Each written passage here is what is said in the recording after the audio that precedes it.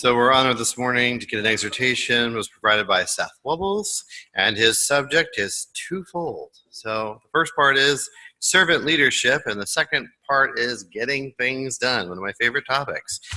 And in preparation for his remarks, he's asked that we do no reading whatsoever. So I'm going to ask Seth to come from here and deliver his exhortation. Thank you.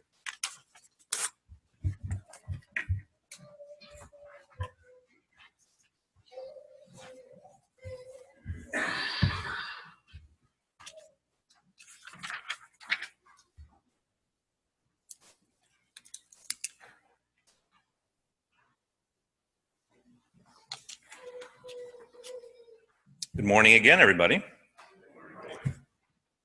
So as most of you know by now, probably, I manage restaurants for a living. I've worked in restaurants for about 16 years, managed them off and on for the last 10 years. And from time to time, I have to help identify future leaders of the restaurants I work for. Leaders from all the many employees I have to pick from to promote into a management role. So as you can imagine, in a restaurant, they can have anywhere from usually 30 to 100 employees, depending on how big the restaurant is. So there's a lot of employees to choose from. There's a lot of different personalities, different types of people, different levels of experience to pick from when trying to identify who would be the best fit to move up from either a server role or a cook role or a busser role into someone who can lead in the restaurant setting. So when I look across these different kinds of people, I really tend to see two distinct general groups. One of those groups is really quite large. There's always a lot of employees anywhere that I work that are very good at vocalizing the things that should be done. They say things like, somebody should organize the coffee shelf, or somebody should clean the bathrooms. Somebody really should sweep the front of the restaurant. There's no shortage ever of employees with ideas for things that can get done.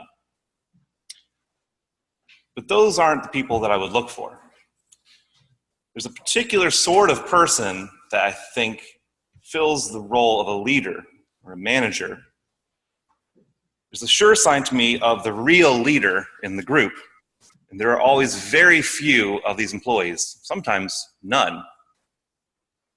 And they're the ones who you catch doing all of the mundane tasks without being asked to, without it even being a requirement of their job.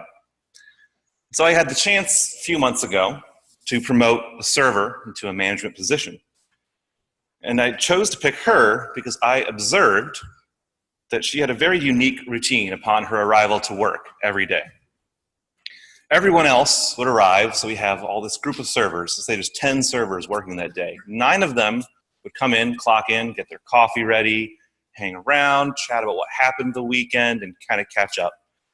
This one girl, every single day that she would come in, she would first promptly arrive on time. She would immediately and quietly go and Windex all of the glass in the restaurant. She would then sweep under all of the tables in the restaurant and then finish off by giving the bathrooms a good deep clean before she would then maybe go and catch up, have some coffee with the other staff. And she didn't know we were looking for a manager at the time, but I saw her doing this again for the 4th day in a row. And I came up to her and I asked her, why are you doing all of this extra work every day? This isn't part of your job. No one's asking you to do this. Why do you come in and do all these things every day?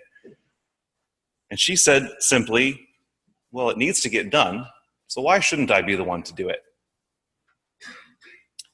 And I think that phrase and that reaction perfectly sums up the attitude of a great leader. If there's something that needs to get done, why shouldn't I be the one to do it? When I hear the word leader, I automatically conjure up images of larger-than-life figures who have masses of followers. They make world-changing decisions, heroically setting out against huge odds. When we think of leaders, world leaders, and just that word in general, that's the sort of image that we kind of naturally tend to pull up, or at least I do. But instead, I think a better image of a leader is simply someone who sees a need and fills it. someone who gets things done when maybe nobody else will. And certainly the Bible is full of examples of these kinds of leaders. One example would be David. Before he was king, we know that he became a great king and a leader of Israel. But when we read the story of David and Goliath, which I think most of us know, we see that David comes to the camp where the armies of Israel lined up against the Philistines, and he hears that every day Goliath comes out and taunts Israel, taunts the God of Israel. And one person is always needed to go up and face this Philistine to defend the name of the Lord.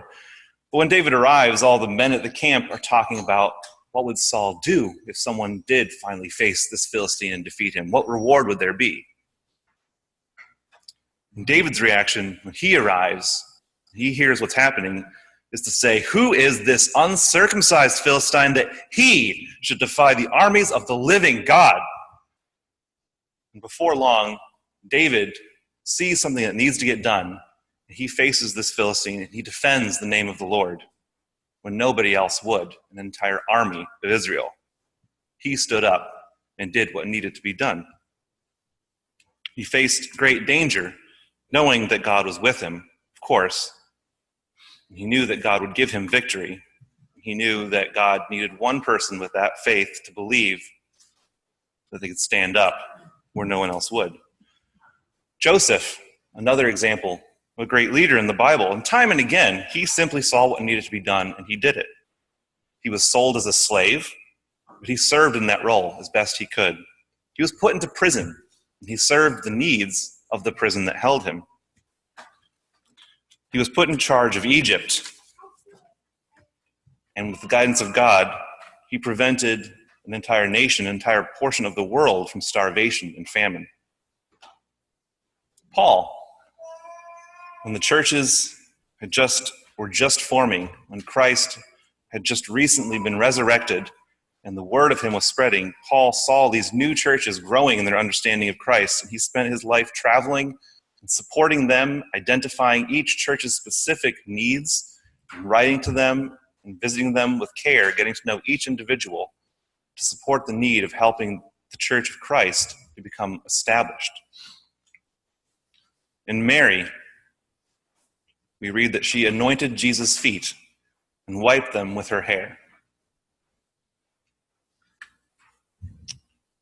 These are examples of people who simply acted when they saw something that needed to be done. Some acted in the face of great danger or against great odds. Others acted in quiet confidence. All knew that God was with them. As believers, our goal is to serve God. Serving God, though, it's a huge concept.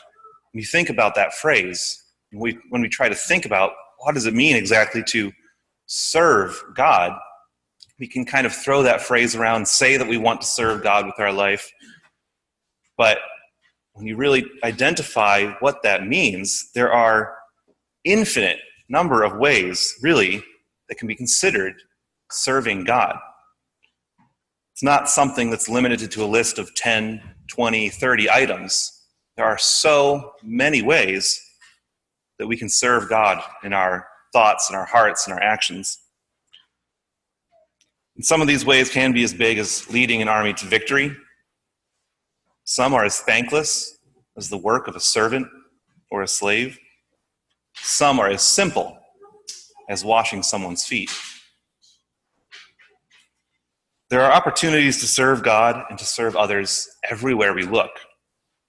The challenge is, do we act when we see an opportunity? Are we part of the group that is really great at observing something that could be done, that should be done, but we only talk about it? Say, wouldn't it be great if somebody were to do this and this and this? Or are we the person that goes ahead and does the work, that gets it done, whether or not anybody else notices that even needed to get done, or that we went ahead and got it done? How often do we say the phrases like, I wish someone would do this, or somebody should do this? How much would get done if instead of these phrases we said, I'm going to go ahead and do fill in the blank, or would you help me to do this? This is where we become leaders, by taking that first step in serving God where we see the opportunity or where we see the need. And the wonderful thing is that we are all different. We all see different opportunities.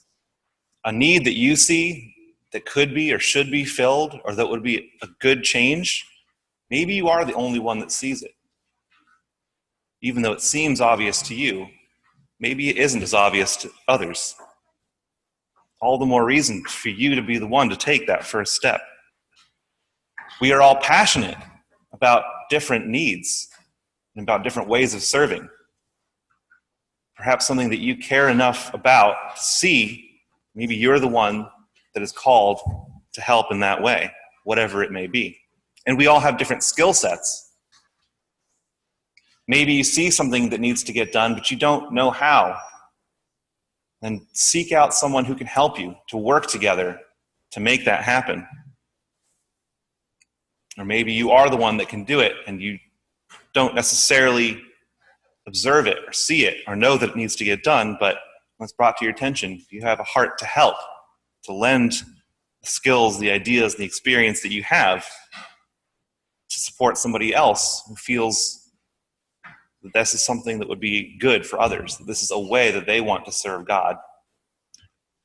And there are so many ways in which to serve. We can serve in all kinds of ways which our heart moves us to serve. Maybe that means playing the piano on Sunday.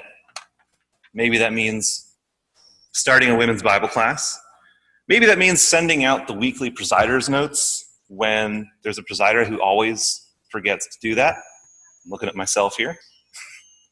Maybe it means picking up the clutter left in the pews after church on Sundays. Maybe it means opening a coffee shop that will serve people in need. Maybe it means standing up for a classmate in school where nobody else will. Maybe it means being that person at work who volunteers to finish a project so a coworker can make it to their kid's soccer game. Maybe it means starting a community garden to bring your community closer together. Maybe it means feeding all of the feral cats in the neighborhood. There is a person like this downtown. It exists. The point is that there are so many ways to serve God, and so many are small and often go unnoticed. They are still acts of service that come from the heart.